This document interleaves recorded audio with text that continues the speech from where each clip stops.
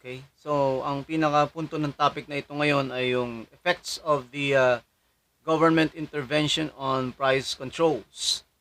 Pero una natin talakayin yung price allocation of resources. There, you can see.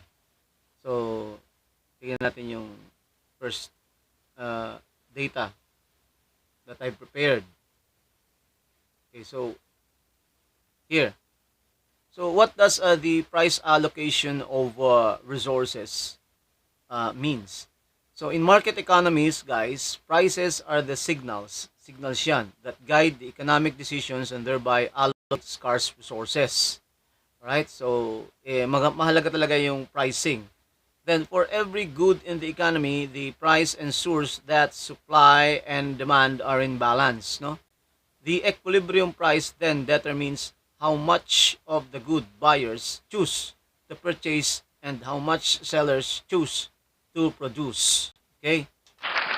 So, this only pertains to how significant the pricing is. No? Yan po yung gustong ipaliwanag dito sa ating first data na pinull out. So, next. Ngayon naman po, ang pag-usapan natin, itong sinabi ko kanina na talagang pinaka-focus natin itong what we call as effects of the government intervention on price control. Paano po ba naaapektuhan, no, ng ating pamahalaan yung kanyang pagpasok doon sa pag-control ng presyo sa ating market. Okay? Next. Okay, let me show you this. Alright. So, let's study this. Price controls po tayo. Price control. So, ang price control po ay government mandated yan. Legal minimum or maximum prices set po for specified goods. So, may nakatakdang minimum at maximum na presyo ang bawat produkto. They are usually implemented po as a means of direct economic intervention. So, ito po ay iniimplementa bilang ito na nga po yung intervention ng government to manage the affordability of certain goods upang hindi naman nakakasakit sa bulsa, no? At tamang-tama lang upang matulungan din yung market at yung pamahalaan. So governments most commonly implement price controls on staple. Opo, yan, essential item. Doon na-focus mostly yung government sa mga staple or essential item, no? Such as kamukha ng food at energy products po. So the price controls that set maximum prices are considered to be as price ceiling po. Yun po yung price ceiling. Yung parang kisame ng bahay. Alright? Price ceiling. Meron din tayong mga tinatawag na price floor. So while price controls that set minimum prices are considered to be as price floor. May price ceiling po tayo at meron din tayong price floor. Okay? Yan po ay tinatakda ng ating pamahalaan. Do not forget that. Okay? So, may price ceiling tayo at may price floor. Pero dito, ang pag-uusapan natin dito is mostly on the effects of what we call as the price floor later, no? Okay. So, let me show you. Let's study na para maintindihan natin kung anong ibig sabihin ng mga to. Back. Then, I'm going to enlarge this. Okay, so look. Look very carefully. Effects of the price ceilings po. Dito muna tayo sa price ceiling. Mamaya na yung price floor. So, we have a graph here. Doon muna tayo sa price ceiling which is above equilibrium. No?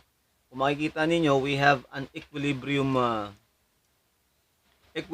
price there. Saan po natin makikita yung equilibrium price? Diyan sa pinakataas po, no? Yung price ceiling above equilibrium. Yan muna yung ating topic. So makikita natin dyan yung price equilibrium set at 3 pesos. Right? The equilibrium price. Okay, 3 piso. Ngayon, since the mandated price po from the government is above equilibrium, no, the price ceiling has no effect on the price or the quantity sold. Siyempre po, yan yung price ceiling, yun yung pinaka-red line na nasa taas. That is 4 pesos, no? So, hanggat yung ating market equilibrium price ay nakaset ng 3 pesos, so wala pong epekto yan, yung price ceiling natin. Kasi yung price ceiling na yan lang po ang nagbabantay. It's a guard na hindi pwedeng lumagpas, no? Hindi pwedeng lumagpas diyan sa 4 na piso. Samantalang sa what if it is below equilibrium, no? Since the mandated price po from the government is below the equilibrium, the price ceiling will cause shortage as quantity demanded will increase while quantity supplied is decreasing. Tignan niyo mabuti. So kung ang mangyayari niyan, below equilibrium po tayo, what will happen is magkakaroon tayo ng shortage. Alright? So check it out. So magkakaroon tayo ng shortage kasi ang demanded po, no, dito sa graph B natin sa baba, ang demanded lang po ay ang kayang i-supply is 75. Ang kaya nating what you call as i-supply is 75. Ang demand ay 125. So magkakaroon tayo ng shortage. Alright? Magkakaroon tayo ng shortage. So that is a problem. If lumagpas po ng price ceiling, tignan niyo mabuti. So, syempre, lugi. Malulugi ngayon yung company because the government sets it at what you call as 2 pesos pero itinaas niya ng 3 pesos. So, magkakaroon ng shortage talaga kasi the demand is at 125 at ang mangyayaring supply will be at 75. Alright? So, that is what will happen if the price ceiling below equilibrium exists. Alright, tignan niyo mabuti. So, yung equilibrium price niya is 3 pesos. Pero yung kanyang ceiling price is at 2 pesos lang. So, magkakaroon po talaga ng shortage. Okay? So, tignan natin mabuti. Yan. Okay. So, meaning to say, if you will study this, so, dapat mahabol yan ng supplier. Right? Dapat mahabol ng supplier yan. Kaso nga lang, syempre, mahihirapan na kasi nga, it's a ceiling price. That's a ceiling price. Mayroon pa bang, ang mangyayari dyan, magkaroon ng mga sanctions ng government because they're above the ceiling price. Right? Diyan napapasok yung ating mga government agency. Okay? So, next. Alright, so, sunod po natin yung isang graph. Isang graph natin. Okay, here. This one now pertains to the price floor naman. Price floor. So, doon tayo sa taas, graph A. Price floor below equilibrium. So, since the mandated price from the government is below the equilibrium, the market forces naturally move the economy to the equilibrium and the price floor has no effect. So, the price floor has no effect, right? The market can naturally move the equilibrium price, right? Hindi naman siya bumababa ng sobra doon sa price floor. Now, ang mangyayari ito sa susunod, sa graph B, the price floor is above equilibrium. So, what will happen is that since the mandated price from the government is above equilibrium, the price floor will cause surplus. Right? So, dito naman po, mangyayari dito. Kanina, shortage. Ngayon naman, surplus. No? So, magkakaroon tayo ng excess, no? Excess na tinatawag natin supply. No? Tignan niyo mabuti. There will be an excess in supply because of the what you call as the price floor. If it is above, no, the price floor is above what we call as equilibrium. Pag yung price floor po ay nasa taas ng equilibrium, magkakaroon tayo, it will cause a surplus. Right, so check it out. Ang ibig sabihin niyan, 80 yung demand, 80 yung demand, pero ang kayang i-supply is 120, right? So there will be an excess surplus. Okay? So next is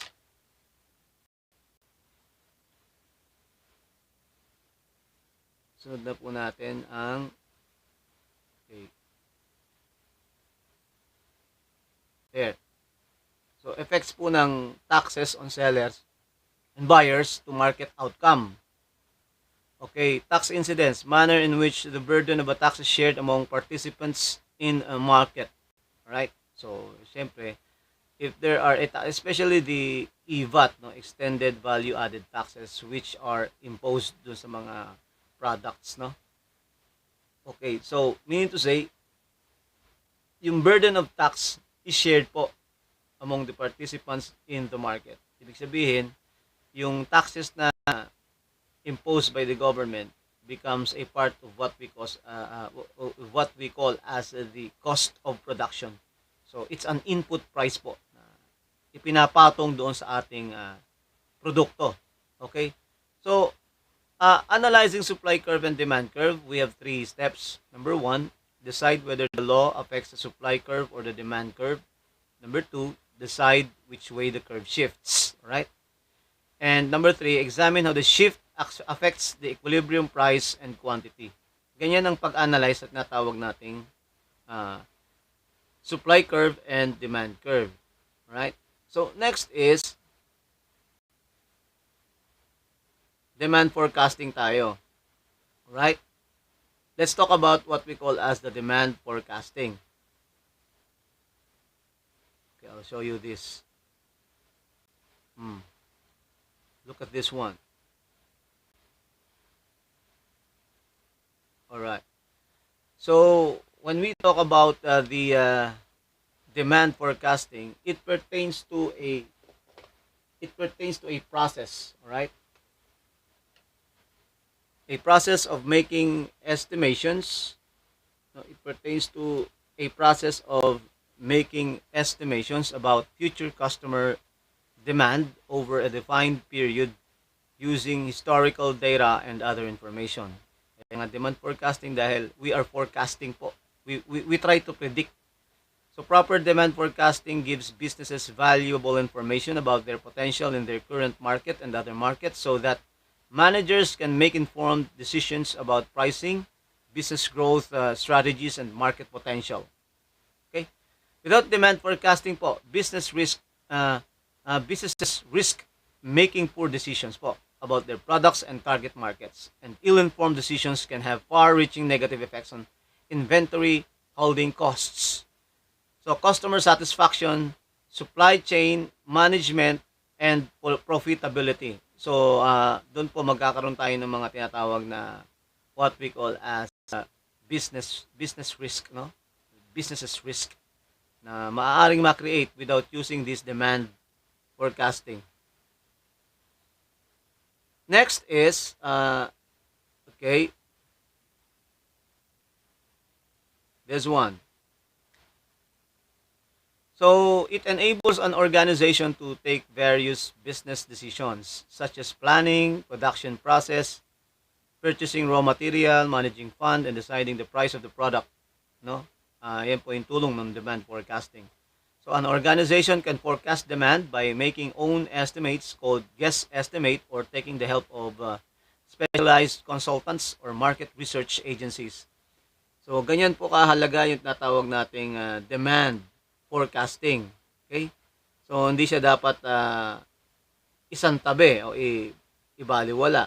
Now, what are the significance of this demand forecasting? So, ito po ay nakakatulong sa organization to reduce risks involved in business activities and make important business decision.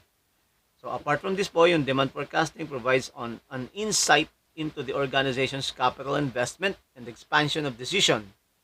Now, andito po yung fulfilling the objectives. Because of demand forecasting, we can prepare the budget, no? Stabilize the employment and production, expand organization, management decision, evaluating the performances, and we help the government as well. Okay, so that's the use of what we call as demand forecasting. Okay, so the next thing is that okay, okay. Kasi po yung demand forecasting, another one, by helping an organization, it also reduces the risk involved, no, doon sa kanilang pagnenegosyo, no? Risks involved in their business activities and make important business decision. Apart from this, the demand forecasting provides po an insight into the organization's capital investment and expansion decision. Kasi dito po, because of demand forecasting, they specify objective, determine the perspective, the time perspective. We determine the choice of method for demand forecasting, and we look at the collection of data and the data adjustment and the estimation and interpretation of what we call as the results. All right?